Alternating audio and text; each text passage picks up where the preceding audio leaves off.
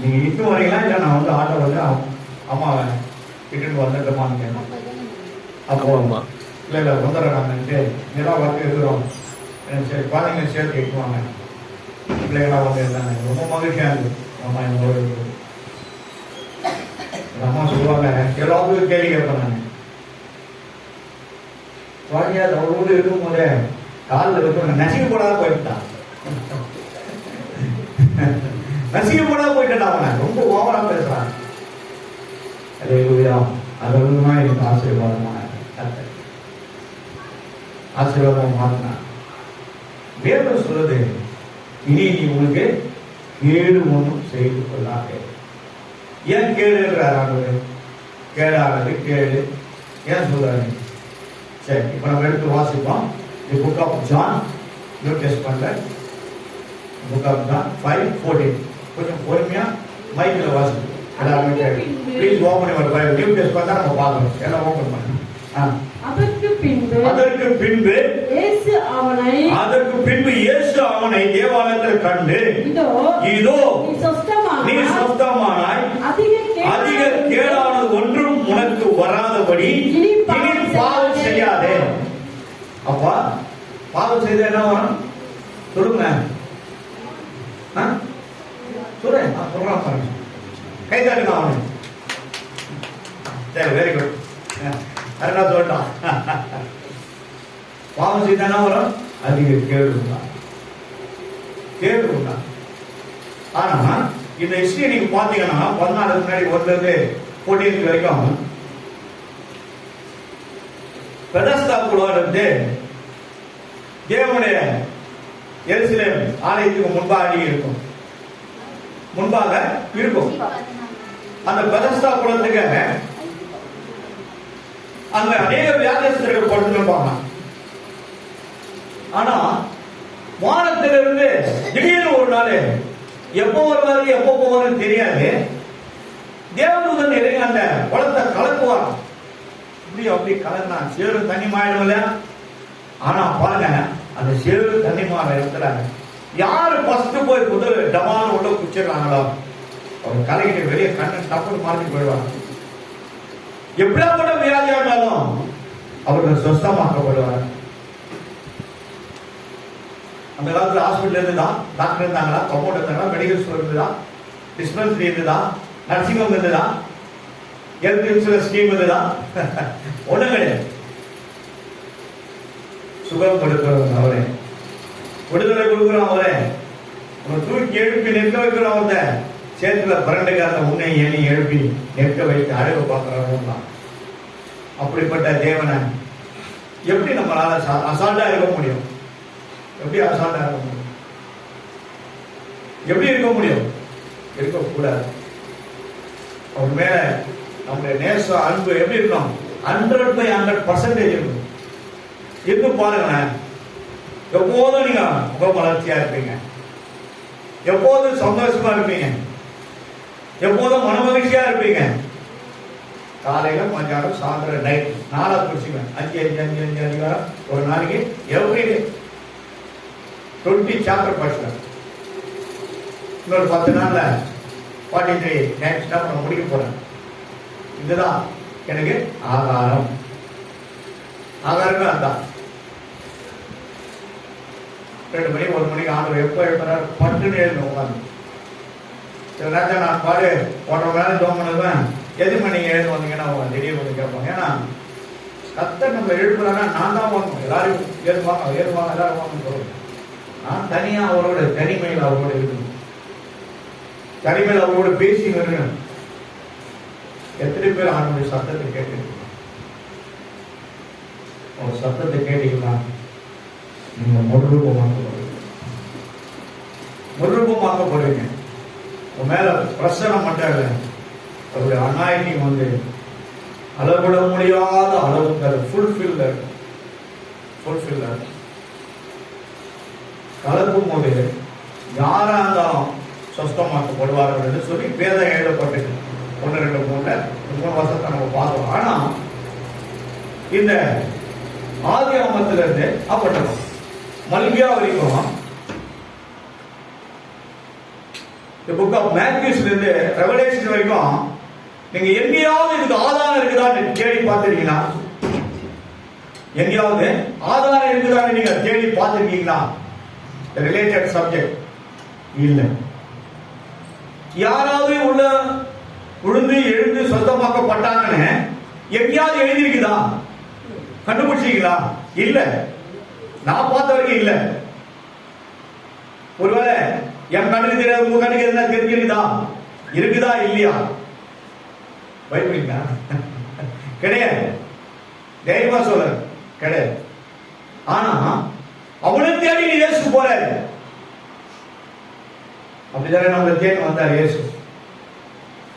என்னை தேடி ஓடி வந்தார், என்னை தேடி அணைத்து கொண்டார். என்னை தேடி ஓடி வந்தார், என்னை தேடி அணைத்து கொண்டார்.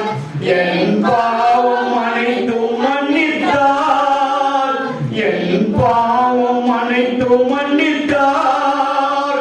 ஒரு மனிதனாக மாற்றினார், ஒரு மனிதனாக மாற்றினார்.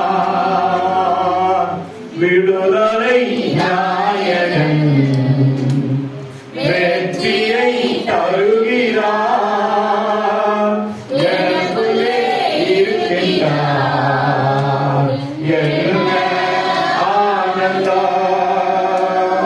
விடுதலை நாயகன் அவர் தானே. நீ நாயகனை யாரையாவது காட்டுறாங்க. விடுதலை நாயகன் யாரு? நமக்கு பரலோகத்தில் இருக்க நம்முடைய குமாரன் இயேசு கிறிஸ்து. என்னை கண்டவன் என் பிதாவை காண்பான்னு சொல்லிட்டார். நாம என் பிதாவும் ஒன்னா இருக்கலாம். பரிசுத்த ஆவியானவர் அவர் என்ன பண்றாரு? இறங்கிட்டாரு. அப்போ பிதா குமாரன் பரிசுத்த ஆவியானவர் 3 பேர் என்ன பண்றாங்க? ஒன்னா இருக்கிறாங்க. அதுதான் பிரியேக தேவன். எங்க அவங்க ஒன்னா இருந்தாங்க? யோவான் ஸ்நானத்துல ஞானஸ்தானம் எடுக்கும் போது குமாரன் நின்று ஞானஸ்தானம் எடுக்கிறாரு. பரிசுத்த ஆவியானவர் புறமாய் கூட ஒரு மேல இறங்குறாரு. பிதா வானத்திலிருந்து இவர் என்னுடைய நேசகுமாரன், இவரில் நான் அன்பா இருக்கிறேன் என்று சொல்றாரு. அப்போ அந்த 3 பேர் சேர்ற இடம் எதுன்னா அது ஒரே ஒரு இடம் தான். கரண்ட தட்டு ஜோர தட்டு அந்த ஒரு இடம் தான், வேற எங்கேயும் கிடையாது, பார்க்க முடியாது.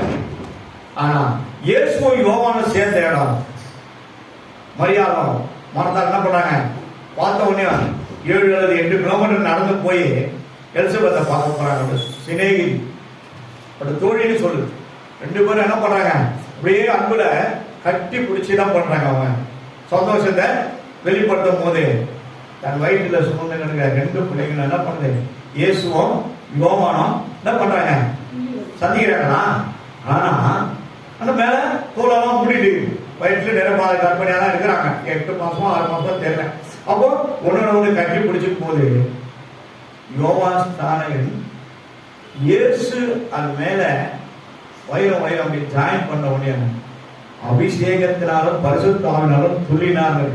வேதம் இருக்குதா இல்லையா? இருக்குது, எழுதப்பட்டிருக்குது.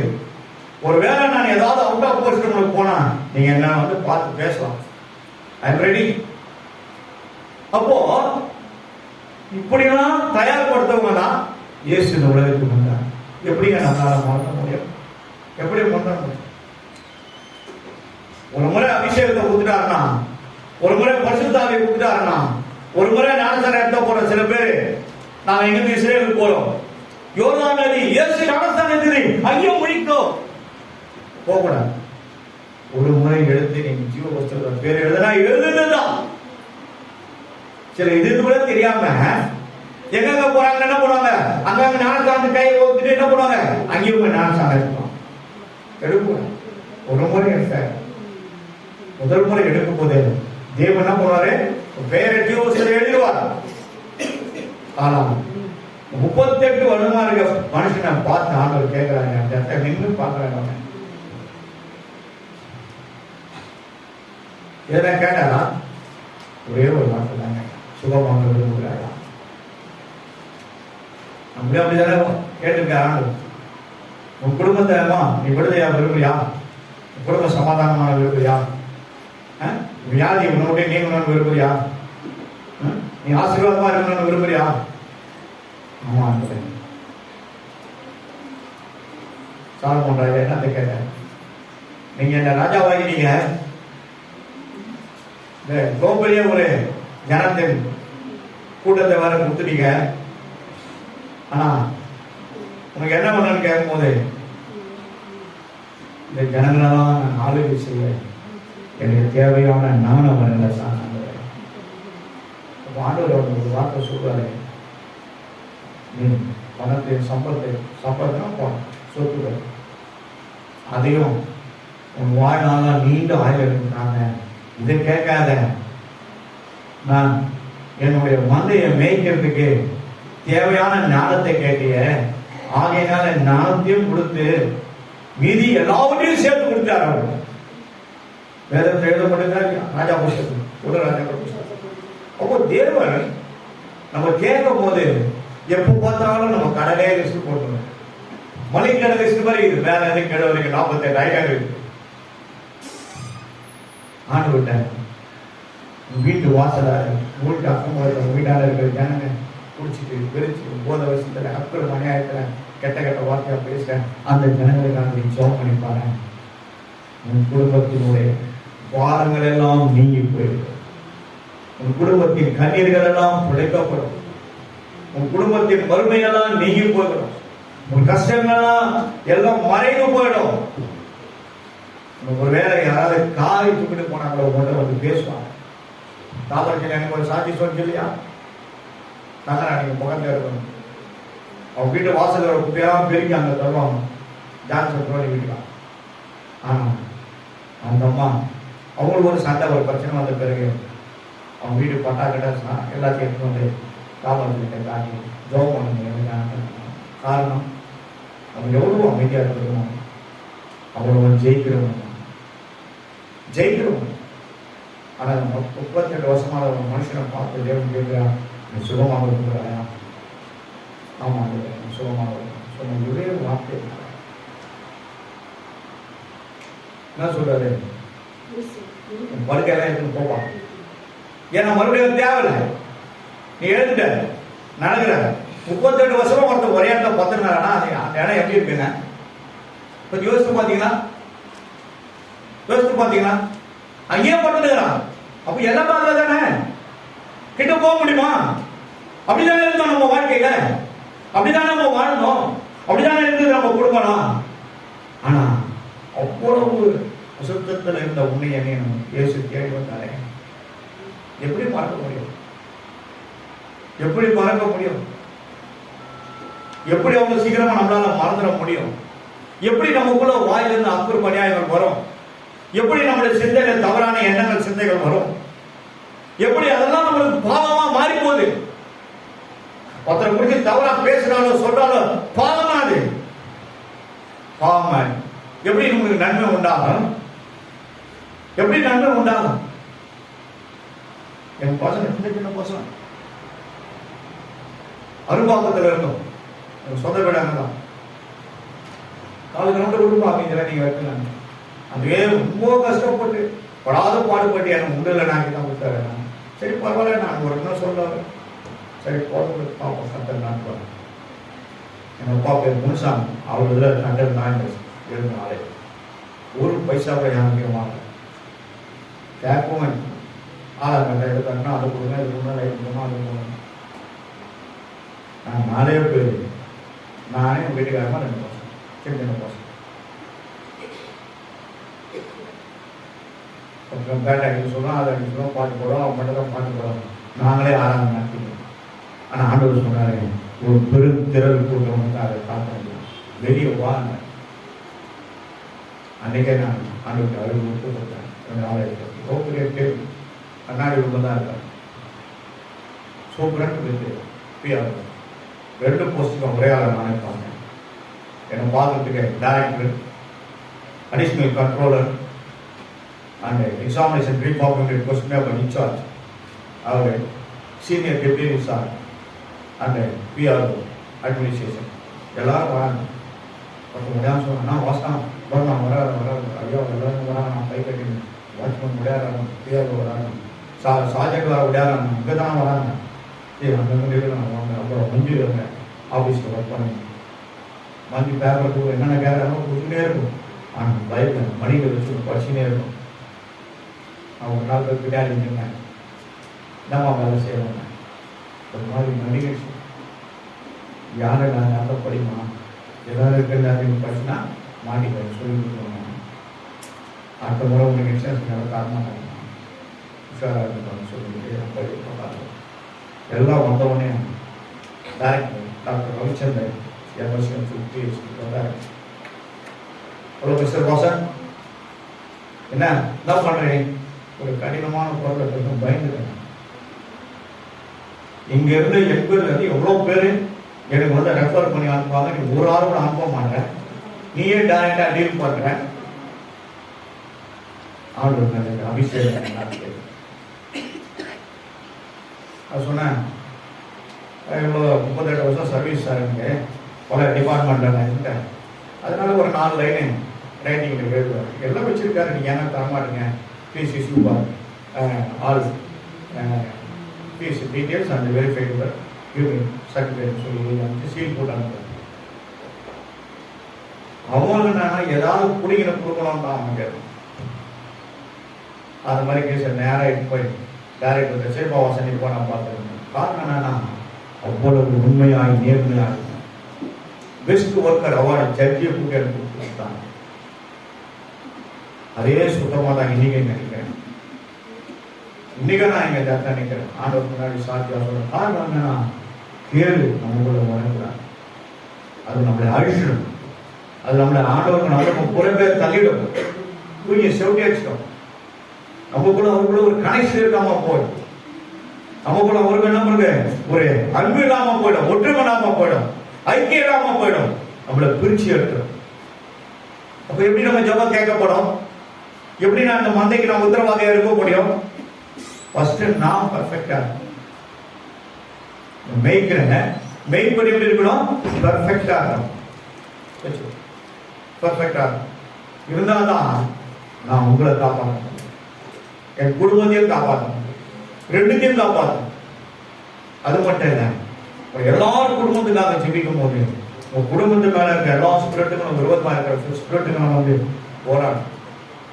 அப்போ நான் சுத்தமா தான் அந்த விரட்டி அடிக்கணும். அப்போ நம்மளுக்குள்ள என்ன வரக்கூடாது? கேடு வரக்கூடாது, பாவம் வரக்கூடாது, பாவம் வரக்கூடாது.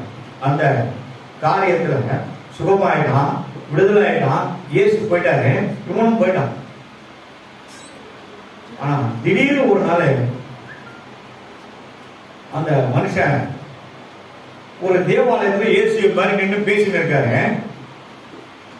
அந்த 38 வருஷம் பெதஸ்தா கொடுத்த அந்த மனுஷன் திடீர்னு அந்த பக்கம் வராது. அப்போனா என்ன பண்ணுவாங்க, பெரிய பெரிய டோர் இருக்கும் ஆலயத்தை திறந்து விட்டுட்டு பிரசங்கம் பண்ணியிருக்காரு. அப்போ அந்த பிரசங்கத்துல பண்ணும்போது அவர் பார்த்துட்டார். 38 வருஷமா இருந்த ஒரு மனுஷன் ஒரு போய் அந்த டோர்ல நின்னுக்கினேங்க. என்ன சொல்றாரு? 13வது வருஷமா அவர் இன்னார் என்று அறியவில்லை. அவ்விடத்தில் ஜனங்கள் கூட்டமா இருந்தபடியினால் இயேசு விலகி இருந்தார். அதற்கு பின்பு இயேசு அவனை கண்டு தேவாலயத்திலே கண்டு, இதோ நீ சொஸ்தமானாய், அதிக கேடுனால 38 வருஷமா பாவத்தினால வந்த வியாதி. நல்லா கவனிங்க. ஒண்ணு முற்பிதாக்களின் சாபத்தினால வளர்ந்த ஒண்ணு. அவங்க அந்த காலத்துல பண்ண அட்டகாசங்கள்லாம் யார் மேல வந்து முடியும்? நம்ம மேலதான் வரும்.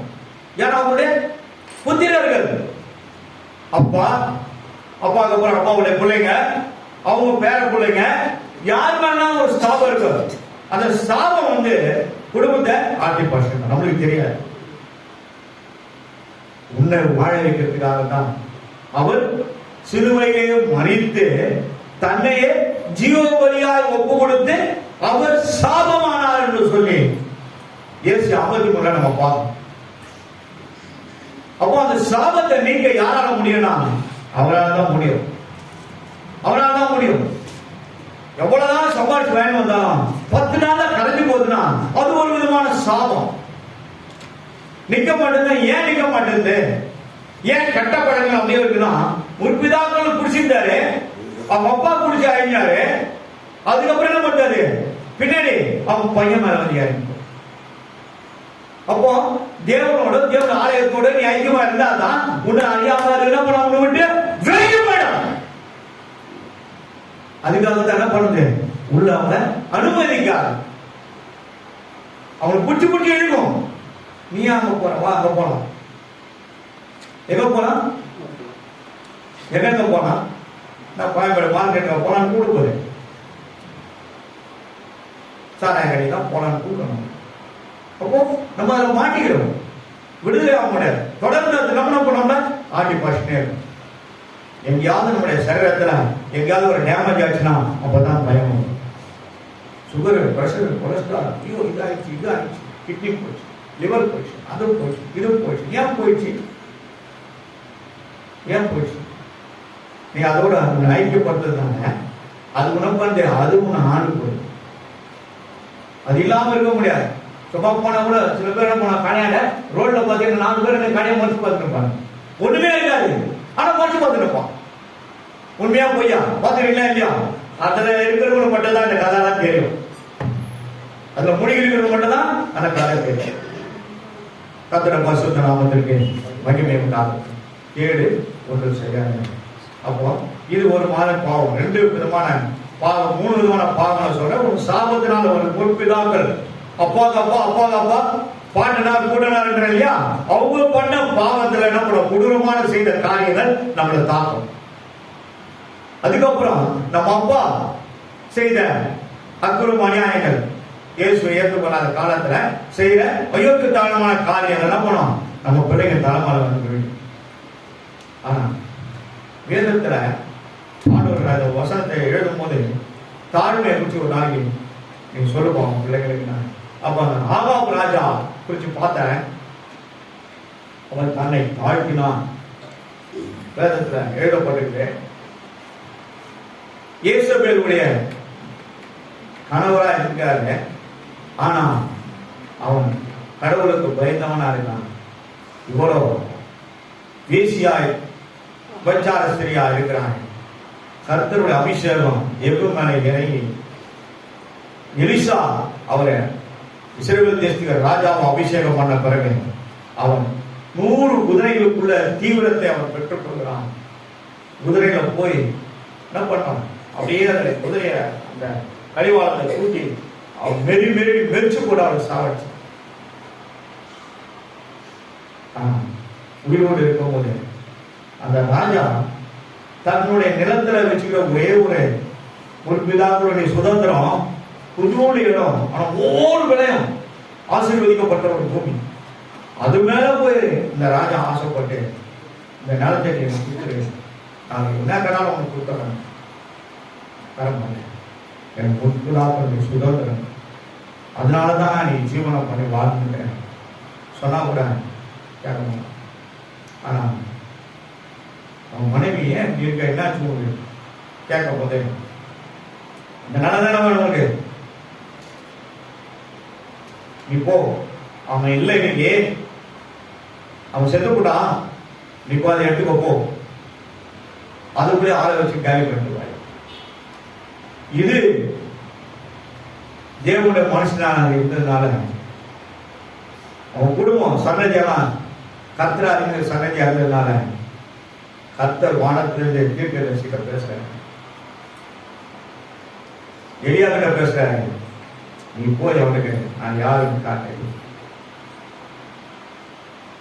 சொல்றதுக்கு முன்னாடியே அந்த தீர்க்கதரிசி வந்து சொன்ன உடனே என்ன பண்றான், தேவனுக்கு முன்பாக அழுது ஒப்பு கொடுத்து தன்னை தாழ்த்துகிறான் என்று. அந்த தாழ்மையினால அவருடைய கெஞ்சதுனால ஆண்டவருடைய முறையிடுறதுனால நம்மளோட பாவங்களை தீர்த்துக்கலாம், நம்முடைய சாபங்களை முடிச்சுக்கலாம், நம்முடைய அக்கறை மனையாளர்கள் விடுதலை ஆகலாம், நம்முடைய முற்பிதாக்களுடைய சாபத்திற்கு விடுதலை ஆக முடியும். 3 விதமான காரியங்கள் நான் சொல்றேன். வெளிப்படுத்தல் 1ஆம் அதிகாரம் 6வது வசனத்தை வாசிக்கும் ஒருத்தர் 1 யோவான் 1 அதிகாரம் 7வது வசனத்தை ஒருத்தர் வாசிங்க. இன்னொருத்தர் யோவான், அந்த மத்திய மார்க், லூக்கா, யோவான் 17 ஒருத்தர் வாசிங்க. நம்மிடத்தில் அன்பு கூர்ந்து வெளிப்படுத்தல் 1:6 படிங்க. நம்மிடத்தில் அன்பு கூர்ந்து தமது ரத்தத்தினாலே நம்முடைய பாவங்களை நம்மை கழுவி நம்முடைய பிதாவாகிய தேவனுக்கு முன்பாக நம்மை ராஜாக்களும் ஆசாரியரும் ஆக்கின அவருடைய ரத்தத்தினால நம்மை கழுவி. அப்போ அவருடைய ரத்தம் தான் நம்மளை கழுவி என்ன பண்ண முடியும்? பாவத்திலிருந்து விடுதலை ஆக முடியும். ஒண்ணு. இரண்டாவது, நம்முடைய பாவங்களை நாம் அறிக்கையிட்டால் பாவங்களை நமக்கு மன்னித்து 1 யோவான் 1:7 மன்னித்து அவர் ஒளியா இருக்கிறது போல நாமும் ஒளியிலே நடந்தால் ஒருவரோடு ஒருவர் ஐக்கியப்பட்டிருப்போம். அவருடைய குமாரனாகிய இயேசு கிறிஸ்துவின் ரத்தம் சகல பாவங்களையும் நம்மளை நீக்கி நம்மை சுத்திகரிக்கிறது. விடுதலையாகிறது இயேசு கிறிஸ்துவின் ரத்தம். தன் பாவங்களை அறிக்கிறவன் வாழ்வடைய மாட்டான். அதை அறிக்கை செய்து விட்டு விடணும். தேவனிடத்தில் இரக்கப்படுவான். அதான் 1:7.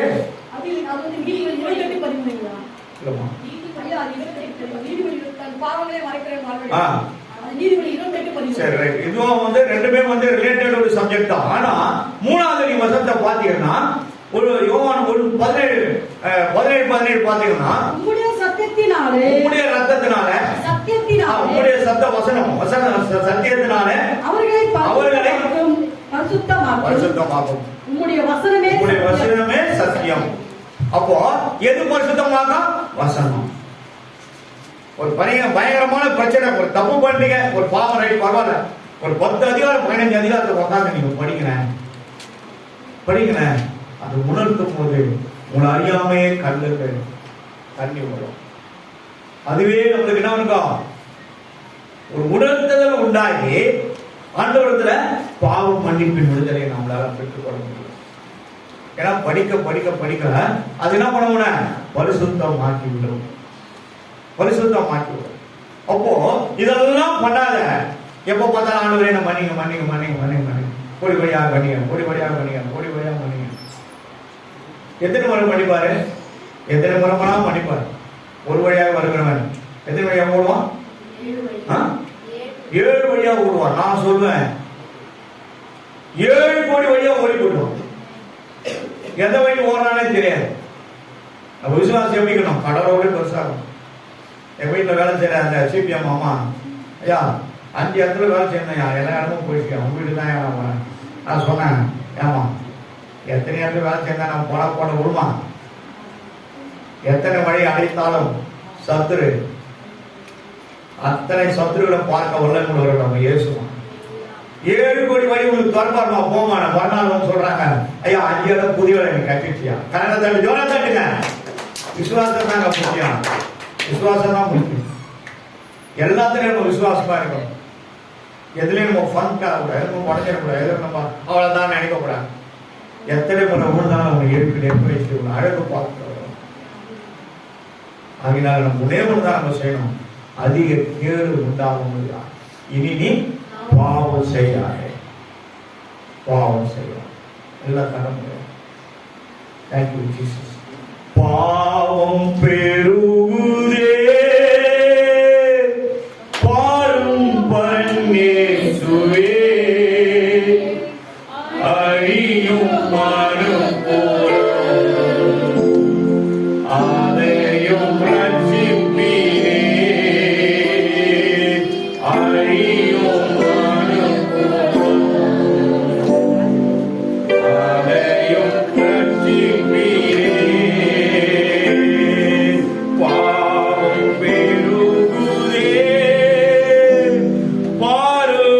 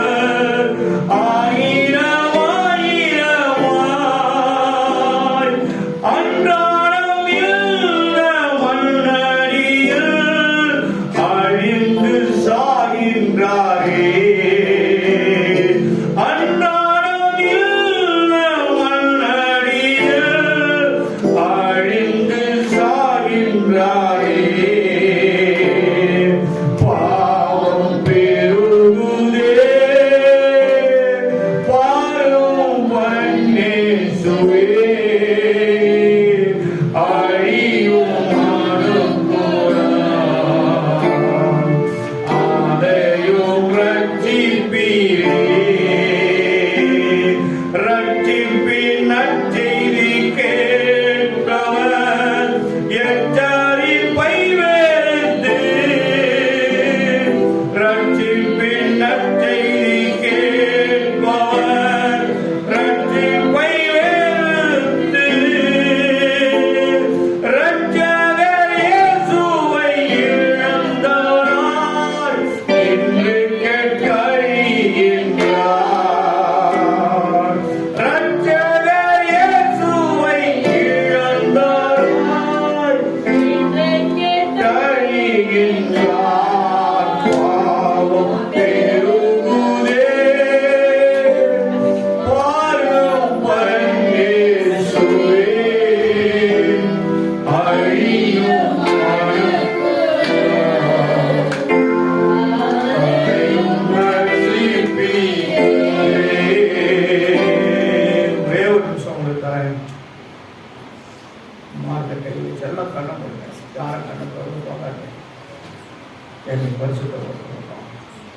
பாவியாகி என்னை, என் ஆவி, ஆத்மா, சரீரம், என் இருதயம், என் மூளை, என் திறமை, என் எஜுகேஷன் குவாலிஃபிகேஷன், என்னுடைய இன்கம், என்னோட பலன், என் ஆரோக்கியம், என்னோட டேலண்ட் எல்லாம் என்ன செய்வேன். உங்களுடைய திருப்பந்தி உலகமே பரிசுத்தப்படுத்துகிற இந்த பரிசுத்த சரீரமும் அந்த பரிசுத்த ரத்தமும் என்னை பரிசுத்தப்படும். ஆமாம், எவ்வளோ விதமான வாயினால துணிகரமா பேசி நான் பாவம் செய்திருக்கிறேன். என்னை மன்னிங்க. தன் பாவங்களை அறிக்கையிட்டு விட்டு விடுகிறோம். தெய்வனிடத்தில் பாவ மன்னிப்பின் விடுதலை இரத்தத்தை அவன் பெற்றுக்கொள்வான் வேறு சொல்கிறது. நீங்க கேளுங்க, நீங்க அவர்கிட்ட பேசுங்க, உங்க சத்தத்துக்கு அவர் பதில் கொடுப்பார். சத்தத்துக்கு அவர் பதில் கொடுப்பார்.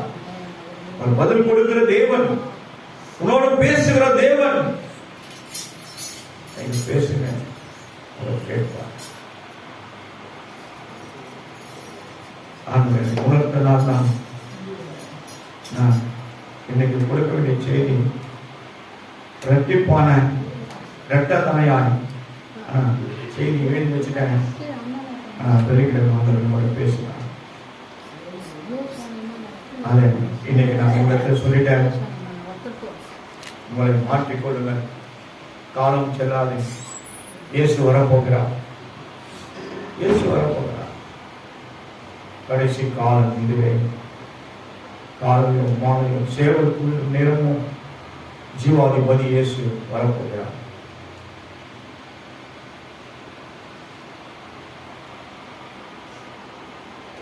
ஜீவாதிபதி இயேசு வரப்போகிறார்.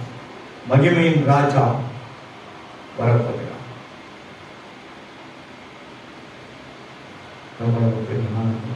நம்மளாம் முருகமாக்கப்பட்டு எத்தனை கோடி இருந்தாலும் இதுவும் நமக்கு சத்தியத்தில் நில்லுங்க. வெளிச்சத்தில் நடங்க. பார்வை சத்தியத்தில் இருக்கட்டும். உலகம் நம்ம வீட்டு கடந்து போயிடும். ஆனா சத்தியம் உங்களோட பயணிக்கும். அது கடந்து வரும். ஊழியம் செய்தவனுக்கும் ஊழியம் செய்யாதவங்க உள்ள வித்தியாசத்தை போல பரிசுத்தம் உள்ளவனுக்கும் பரிசுத்தம் இல்லாத ஒரு வித்தியாசத்தை கடைசி நாட்கள் காண்பீர்கள். ஒரே ஒரு வசனத்தை எடுத்து வாசிங்க. லேவியராகமம் புஸ்தகம் 20ஆம் அதிகாரம் 26வது வசனம். கொஞ்சம் பொறுமையா நிதானமா வாசிங்க. எல்லாரும் கவனிங்க வசனத்தை. நீங்க கர்த்தராகிய நான் இயேசு சொல்றாரு, நான் பரிசுத்தராய் இருக்கிறபடியினால் நீங்களும் எனக்கு ஏற்ற அவரை போல இருக்க முடியாது. ஏன்னா அவர் தேவன், நம்மள மனிதர், மாம்சத்தில் இருக்கிறவங்க. எனக்கு ஏற்ற பரிசுத்தவான்களாய் இருக்கிறீங்களாங்க. நீங்கள் இந்த உலகத்தில் இருக்க ஆண் மக்களும் பெண் மக்களும் ஆண்டவர் சொல்றார், நீங்கள் என்னுடையவர்களாய் இருக்கும்படிக்கு உங்களை மற்ற ஜனங்களை விட்டு இந்த உலகத்துக்குரிய ஆசா பாசன அக்குறம் அநியாயத்தில் வாழ்ந்து கொள்கிற அந்த ஜனங்களில் இருந்து பிரித்து எடுத்து நீங்கள் பிரித்து எடுக்கப்பட்டவர்கள், அவருடைய சொந்த ஜனங்கள். ஆகினால்தான் எகிப்தில ஒரே ஒரு மனுஷனை எழுப்பினாங்க. அந்த மோசே ஒரு எகிப்த சிறுவனை சவுக்கால் அடிக்கிறத பார்த்து மோசே அவனை அடிச்சு போடணும், மண்ணு போட மூடி. அந்த செய்தி ராஜாவுக்கு போயிட போதுன்னு பயந்து மீதியான தேசத்துக்கு போயிட்டார். கர்த்தர் அங்கேயும் அவங்களோடு வந்தார். மூச்சடியில அக்னியா இறங்கி தேவன் அவர் பேசினார். மோசே மோசேன்னு கூப்பிட்டார். நீ போ, என் ஜனங்களுடைய கண்ணீரை கண்டேன். அவருக்கு ஆலோட்டிய நிறுத்தமாய் சவுக்குல அடிக்கிறத நான் பார்த்தேன். என் இருதயமெல்லாம் பொருகி விட்டது. அவர்கள் ஈசாக் யாக்கோபோடு இட்ட அந்த உடன்படிக்கையை நான் நினைவு கூர்ந்தேன்.